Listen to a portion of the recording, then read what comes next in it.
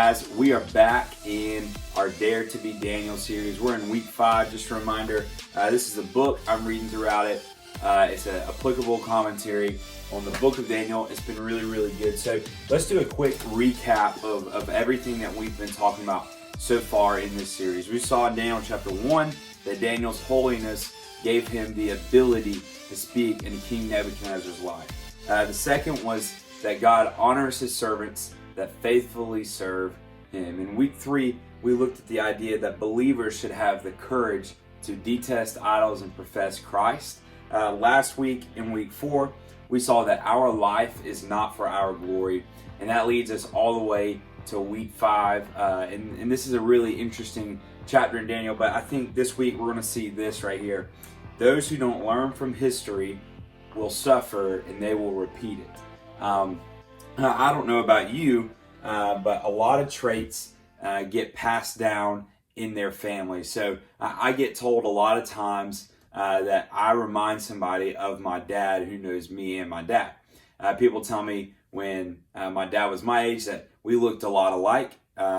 Also, at the same time, we have a lot of the same mannerisms and same habits. One of the habits that's been passed down from my dad that as a kid used to annoy me was how much he made me cut the grass. I remember I would have to cut the grass at least what seemed like once a week, if not once a week and a half, because he always liked his grass in his yard to be short.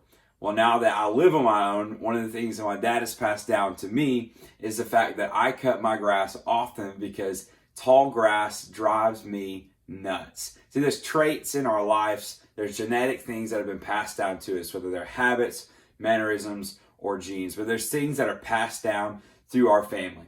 Well, in Daniel chapter 5, there's a generational gap between the end of Daniel chapter 4 and the beginning of Daniel chapter 5. It really doesn't say what happens to King Nebuchadnezzar, but all of a sudden there's a new king in town, and this king in town is his son Belshazzar. So Belshazzar is Nebuchadnezzar's son, and it doesn't tell us how Nebuchadnezzar died or how much of a gap there is between the two of them, but what we do know is that there is a generational gap, and all of a sudden King Nebuchadnezzar's son is now sitting on the throne of Babylon. What it tells us at the beginning of Daniel chapter 5 is that Belshazzar picks up his dad's habits, and he doesn't pick up his dad's good habits, as we saw King Nebuchadnezzar's story throughout the book of Daniel go up and down, and it ends on a high note.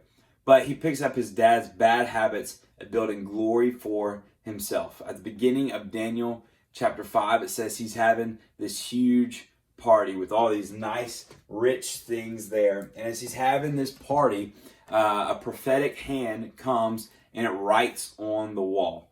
Now, this is something people will debate about if this is real or if this is an analogy, but most scholars would agree to think that this is a real hand, and this is the hand of the Lord appearing at this party. Now, this hand of the Lord comes in and it writes some words on the wall. Well, if you know anything about King Nebuchadnezzar, remember anytime any prophetic things would happen, he would start to call for people to come interpret them.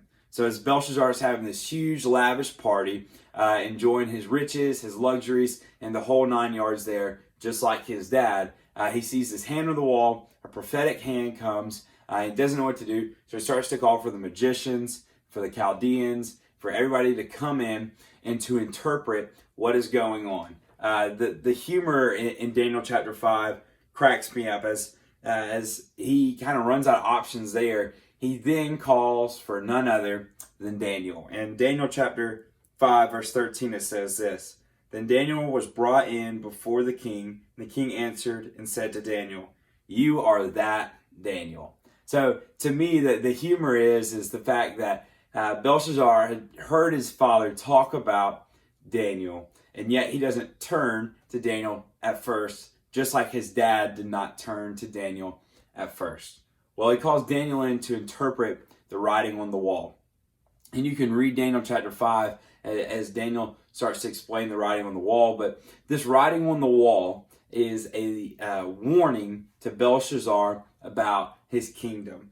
He's telling him that he's doing all of the same things that his dad did, and how his dad, King Nebuchadnezzar, built up his kingdom for his glory. It says that in all the greatness and all the peoples and the nations, they trembled before him and they feared him. King Nebuchadnezzar used his position for power, and Belshazzar is picking up that same habits. Well, this writing on the wall came as a warning to Belshazzar. If you look at Daniel chapter 5, verses 26 through 28, it explains what that writing on the wall is. As Belshazzar is living a luxurious life, is lavish, he's using his kingdom for his glory. The writing on the wall, the concern given to him from the Lord is this right here. It says this: God has numbered the days of your kingdom and has brought it to an end. You have been weighed in the balances and found in wanting. Your kingdom is divided and is given to Medes and the Persians.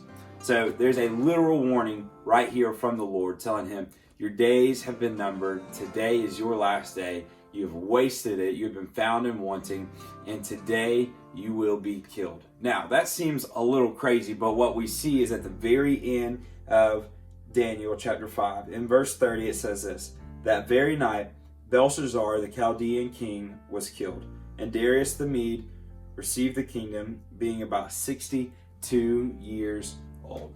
So we see the prophetic promise come true. See, in this light, what we see is whenever we don't learn from history, we will be doomed to suffer from it. See, Belshazzar could have watched his father's life and see the ups and the downs that King Nebuchadnezzar had, and he could have used them to learn from it.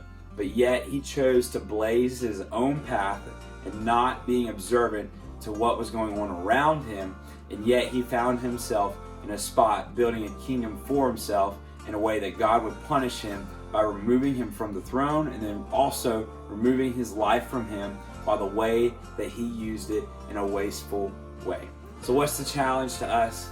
Let's learn from history. Let's see the people who've gone before us, and let's learn from the things that they have done in order that we might not repeat them, or if there are things that we should do in order that we should walk in that way. I love you guys. I miss you. I hope to see you soon. Hey guys, thanks so much for watching this past video. Look, to stay connected with what we're doing here at Midway Church, there's many ways you can do that. The first is this: subscribe to this YouTube channel. Also, when you subscribe, turn on your notifications. That way you know when we post a video so you can be in the loop about what's going on. Every Sunday morning at 11 a.m., Midway Church will be broadcasting our sermons live on our church Facebook page. Just type in Midway Church. There you will find exactly where we will be worshiping together as a church. If you don't follow any of our social media accounts, you need to do that. Our social media for Instagram is Midway_students. There you'll find all of our posts and other content. And also, if you're on Facebook, it's Midway Student Ministry. I hope you go there. You'll find out what we're doing, and it'll be a way for you to stay connected in a time where things feel so crazy. Boom.